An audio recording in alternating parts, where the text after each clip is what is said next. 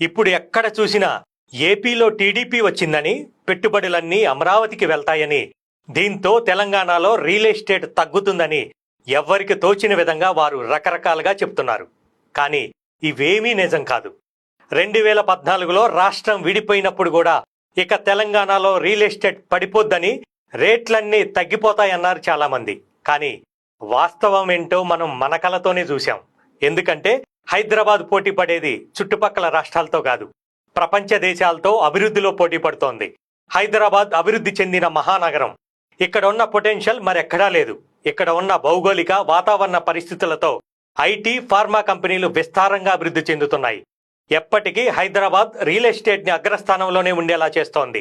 ఇంకా ముఖ్యంగా తెలుసుకోవాల్సిన విషయం ఏంటంటే, ఇక్కడ 15 నుంచి 20 లక్షలు పెట్టి ఇన్వెస్ట్ చేసేవారు హైదరాబాద్కు చుట్టుపక్కల కొనుక్కుందామని చూస్తారు గాని దూరంగా వెళ్లి వేరే రాష్ట్రాల్లో ఇన్వెస్ట్ చేద్దామని దాదాపుగా ఎవ్వరూ అనుకోరు.